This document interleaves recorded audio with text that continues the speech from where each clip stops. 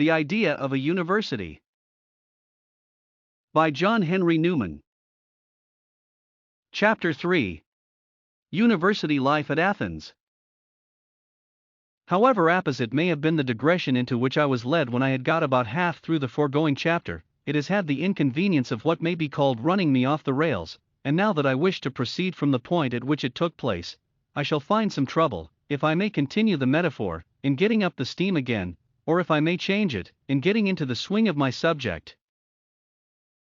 It has been my desire, were I able, to bring before the reader what Athens may have been, viewed as what we have since called a university, and to do this, not with any purpose of writing a panegyric on a heathen city, or of denying its many deformities, or of concealing what was morally base and what was intellectually great, but just the contrary, of representing things as they really were, so far, that is, as to enable him to see what a university is, in the very constitution of society and in its own idea, what is its nature and object, and what it needs of aid and support external to itself to complete that nature and to secure that object. So now let us fancy our Scythian, or Armenian, or African, or Italian, or Gallic student, after tossing on the Saronic waves, which would be his more ordinary course to Athens, at last casting anchor at Piraeus. He is of any condition or rank of life you please, and may be made to order, from a prince to a peasant. Perhaps he is some Cleanthes, who has been a boxer in the public games. How did it ever cross his brain to betake himself to Athens in search of wisdom? Or, if he came thither by accident, how did the love of it ever touch his heart? But so it was, to Athens he came with 3 drams in his girdle, and he got his livelihood by drawing water, carrying loads, and the like servile occupations. He attached himself, of all philosophers, to Zeno the Stoic, to Zeno, the most high-minded, the most haughty of speculators, and out of his daily earnings the poor scholar brought his master the daily sum of an obolus, in payment for attending his lectures. Such progress did he make, that on Zeno's death he actually was his successor in his school, and, if my memory does not play me false, he is the author of a hymn to the Supreme Being, which is one of the noblest effusions of the kind in classical poetry. Yet, even when he was the head of a school, he continued in his illiberal toil, as if he had been a monk, and it is said that once, when the wind took his pallium, and blew it aside, he was discovered to have no other garment at all, something like the German student who came up to Heidelberg with nothing upon him, but a greatcoat and a pair of pistols. Or it is another disciple of the Porch, Stoic by nature, earlier than by profession, who is entering the city, but in what different fashion he comes. It is no other than Marcus, emperor of Rome and philosopher. Professors long since were summoned from Athens for his service, when he was a youth, and now he comes, after his victories in the battlefield, to make his acknowledgments, at the end of life, to the city of wisdom, and to submit himself to an initiation into the Eleusinian mysteries.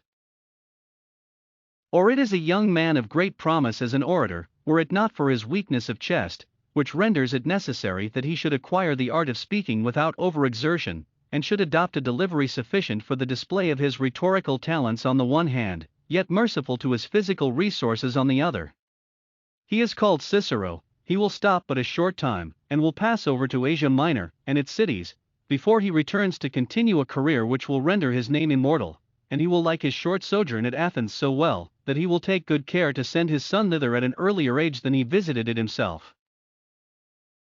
But see where comes from Alexandria, for we need not be very solicitous about anachronisms, a young man from 20 to 22, who has narrowly escaped drowning on his voyage, and is to remain at Athens as many as 8 or 10 years, yet in the course of that time will not learn a line of Latin, thinking it enough to become accomplished in Greek composition, and in that he will succeed.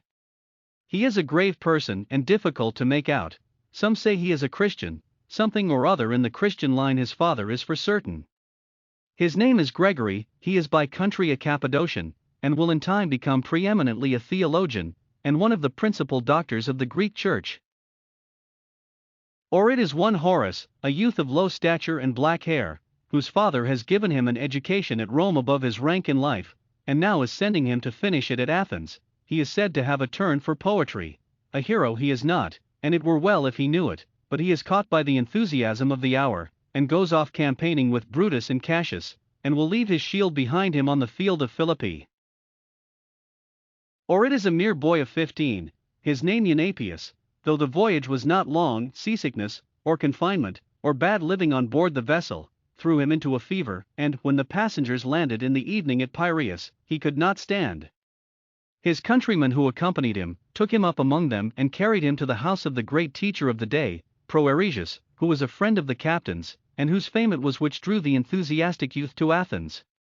His companions understand the sort of place they are in, and, with the license of academic students, they break into the philosopher's house, though he appears to have retired for the night, and proceed to make themselves free of it, with an absence of ceremony, which is only not impudence, because Proeresius takes it so easily. Strange introduction for our stranger to a seat of learning, but not out of keeping with Athens, for what could you expect of a place where there was a mob of youths and not even the pretense of control, where the poorer lived anyhow, and got on as they could, and the teachers themselves had no protection from the humors and caprices of the students who filled their lecture halls. However, as to this Eunapius, Proeresius took a fancy to the boy, and told him curious stories about Athenian life. He himself had come up to the university with one Hephaestion, and they were even worse off than Cleanthes the Stoic, for they had only one cloak between them, and nothing whatever besides, except some old bedding. So when Proeresius went abroad, Hephaestion lay in bed and practiced himself in oratory, and then Hephaestion put on the cloak, and Proeresius crept under the coverlet. At another time there was so fierce a feud between what would be called town and gown in an English university, that the professors did not dare lecture in public for fear of ill treatment. But a freshman like Eunapius soon got experience for himself of the ways and manners prevalent in Athens. Such a one as he had hardly entered the city, when he was caught hold of by a party of the academic youth, who proceeded to practice on his awkwardness and his ignorance. At first sight one wonders at their childishness, but the like conduct obtained in the medieval universities, and not many months have passed away since the journals have told us of sober Englishmen, given to matter-of-fact calculations, and to the anxieties of money-making, pelting each other with snowballs on their own sacred territory, and defying the magistracy, when they would interfere with their privilege of becoming boys. So I suppose we must attribute it to something or other in human nature. Meanwhile, there stands the newcomer, surrounded by a circle of his new associates, who forthwith proceed to frighten, and to banter, and to make a fool of him, to the extent of their wit. Some address him with mock politeness, others with fierceness, and so they conduct him in solemn procession across the agora to the baths, and as they approach, they dance about him like madmen.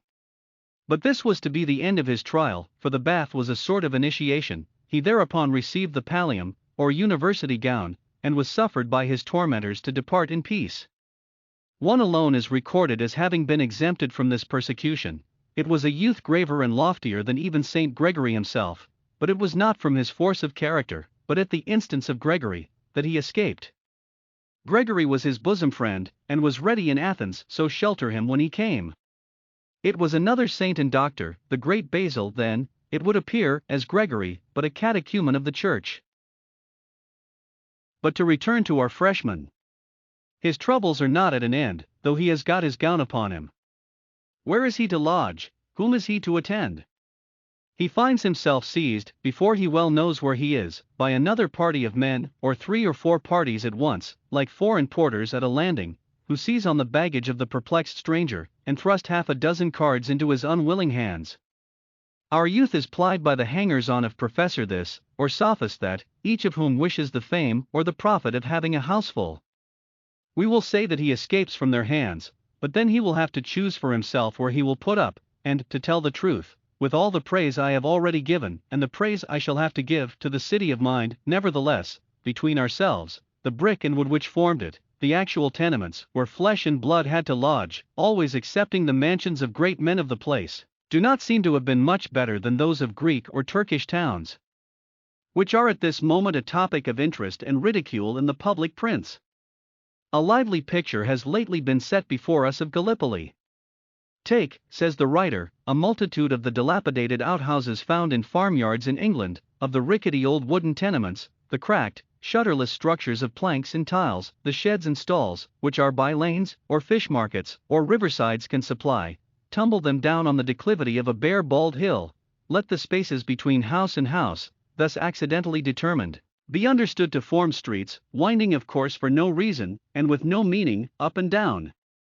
The town, the roadway always narrow, the breadth never uniform, the separate houses bulging or retiring below, as circumstances may have determined, and leaning forward till they meet overhead, and you have a good idea of Gallipoli. I question whether this picture would not nearly correspond to the special seat of the Muses in ancient times. Learned writers assure us distinctly that the houses of Athens were for the most part small and mean, that the streets were crooked and narrow, that the upper stories projected over the roadway, and that staircases, balustrades, and doors that opened outwards obstructed it, a remarkable coincidence of description. I do not doubt at all, though history is silent, that roadway was jolting to carriages, and all but impassable, and that it was traversed by drains as freely as any Turkish town now. Athens seems in these respects to have been below the average cities of its time. A stranger, says an ancient, might doubt, on the sudden view, if really he saw Athens. I grant all this, and much more, if you will, but recollect, Athens was the home of the intellectual and beautiful, not of low mechanical contrivances and material organization. Why stop within your lodgings counting the rents in your wall, or the holes in your tiling, when nature and art call you away? You must put up with such a chamber, and a table, and a stool, and a sleeping board, anywhere else in the 3 continents. One place does not differ from another indoors. Your Megalia in Africa, or your grottos in Syria, are not perfection. I suppose you did not come to Athens to swarm up a ladder, or to grope about a closet. You came to see and to hear, what hear and see you could not elsewhere. What a food for the intellect is it possible to procure indoors, that you stay there looking about you? Do you think to read there? Where are your books? Do you expect to purchase books at Athens? You are much out in your calculations. True it is, we at this day, who live in the 19th century, have the books of Greece as a perpetual memorial, and copies there have been, since the time that they were written, but you need not go to Athens to procure them, nor would you find them in Athens. Strange to say, strange to the 19th century, that in the age of Plato and Thucydides, there was not, it is said, a bookshop in the whole place, nor was the book trade in existence till the very time of Augustus. Libraries, I suspect, were the bright invention of Attalus or the Ptolemies. I doubt whether Athens had a library till the reign of Hadrian. It was what the student gazed on, what he heard, what he caught by the magic of sympathy, not what he read, which was the education furnished by Athens. He leaves his narrow lodging early in the morning, and not till night, if even then, will he return. It is but a crib or kennel, in which he sleeps when the weather is inclement or the ground damp, in no respect a home. And he goes out of doors, not to read the day's newspaper, or to buy the gay shilling volume, but to imbibe the invisible atmosphere of genius, and to learn by heart the oral traditions of taste. Out he goes, and, leaving the tumble-down town behind him, he mounts the Acropolis to the right, or he turns to the Areopagus on the left. He goes to the Parthenon to study the sculptures of Phidias, to the temple of the Dioscuri to see the paintings of Polygnotus.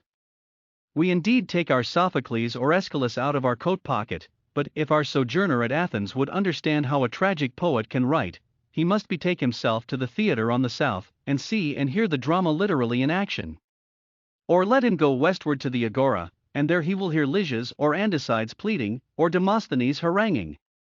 He goes farther west still, along the shade of those noble plains, which Cimon has planted there, and he looks around him at the statues and porticos and vestibules, each by itself a work of genius and skill, enough to be the making of another city. He passes through the city gate, and then he is at the famous Ceramicus. Here are the tombs of the mighty dead, and here, we will suppose, is Pericles himself, the most elevated, the most thrilling of orators, converting a funeral oration over the slain into a philosophical panegyric of the living. Onwards he proceeds still, and now he has come to that still more celebrated academe, which has bestowed its own name on universities down to this day, and there he sees a sight which will be graven on his memory till he dies. Many are the beauties of the place, the groves, and the statues, and the temple, and the stream of the Cephissus flowing by. Many are the lessons which will be taught him day after day by teacher or by companion, but his eye is just now arrested by one object. It is the very presence of Plato. He does not hear a word that he says, he does not care to hear, he asks neither for discourse nor disputation. What he sees is a whole, complete in itself, not to be increased by addition, and greater than anything else. It will be a point in the history of his life, a stay for his memory to rest on, a burning thought in his heart, a bond of union with men of like mind, ever afterwards. Such is the spell which the living man exerts on his fellows, for good or for evil. How nature impels us to lean upon others, making virtue or genius or name the qualification for our doing so. A Spaniard is said to have traveled to Italy, simply to see Livy. He had his fill of gazing, and then went back again home. Had our young stranger got nothing by his voyage, but the sight of the breathing and moving Plato, had he entered no lecture room to hear, no gymnasium to converse, he had got some measure of education, and something to tell of to his grandchildren. But Plato is not the only sage, nor the sight of him the only lesson to be learned in this wonderful suburb. It is the region and the realm of philosophy. Colleges were the inventions of many centuries later, and they imply a sort of cloistered life, or at least a life of rule, scarcely natural to an Athenian. It was the boast of the philosophic statesman of Athens, that his countrymen achieved by the mere force of nature and the love of the noble and the great, what other people aimed at by laborious discipline, and all who came among them were submitted to the same method of education. We have traced our student on his wanderings from the Acropolis to the Sacred Way, and now he is in the region of the schools. No awful arch, no window of many-colored lights marks the seats of learning there or elsewhere. Philosophy lives out of doors. No close atmosphere oppresses the brain or inflames the eyelid, no long session stiffens the limbs. Epicurus is reclining in his garden, Zeno looks like a divinity in his porch, the restless Aristotle, on the other side of the city, as if in antagonism to Plato, is walking his pupils off their legs in his lyceum by the Ilissus.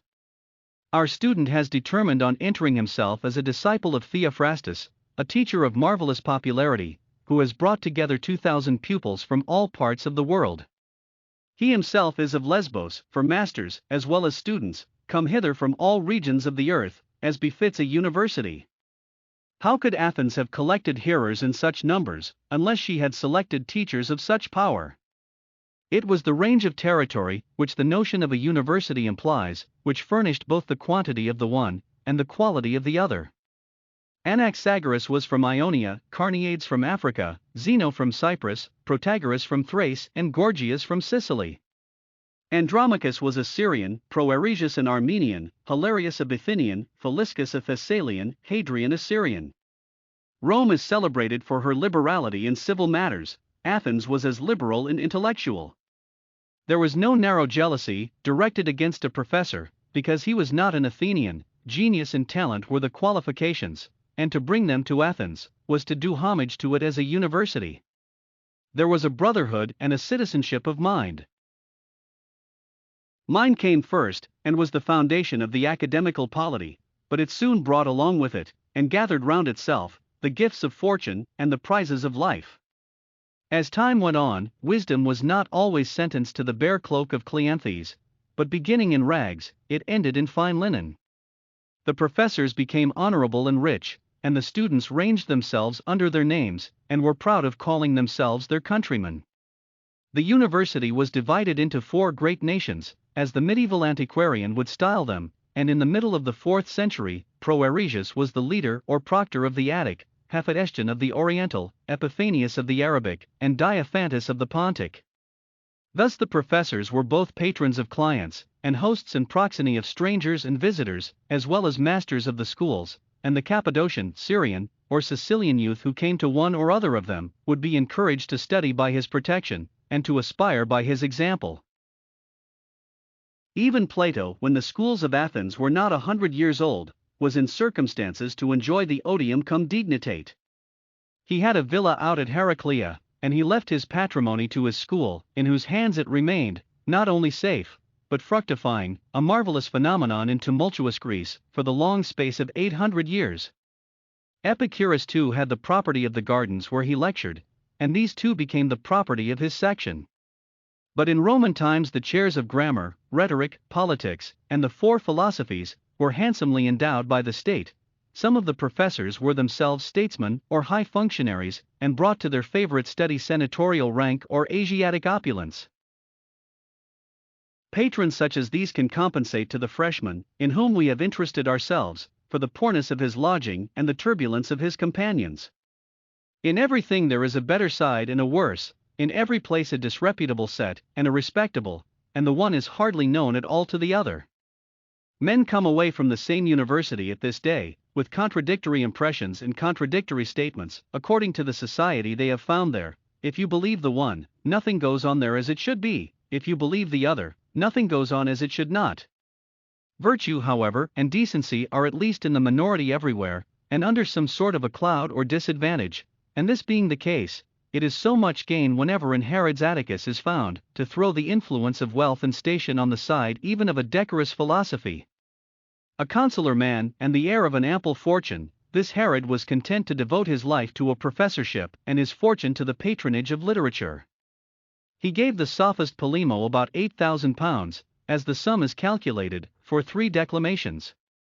He built at Athens a stadium 600 feet long, entirely of white marble, and capable of admitting the whole population.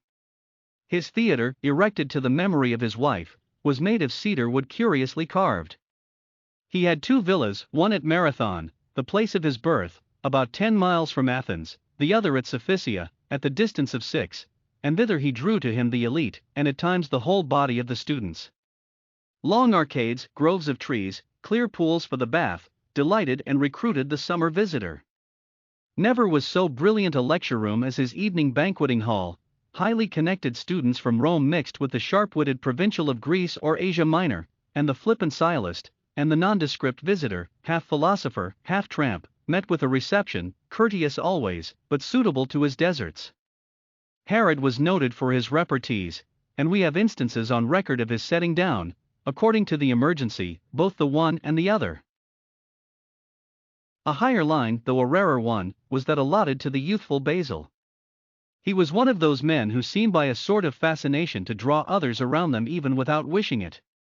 One might have deemed that his gravity and his reserve would have kept them at a distance, but, almost in spite of himself, he was the center of a knot of youths, who, pagans as most of them were, used Athens honestly for the purpose for which they professed to seek it, and, disappointed and displeased with the place himself, he seems nevertheless to have been the means of their profiting by its advantages. One of these was Sophronius, who afterwards held a high office in the state. Eusebius was another, at that time the bosom friend of Sophronius, and afterwards a bishop. Celsus too is named, who afterwards was raised to the government of Cilicia by the Emperor Julian. Julian himself, in the sequel of unhappy memory, was then at Athens, and known at least to Saint Gregory. Another Julian is also mentioned, who was afterwards commissioner of the land tax.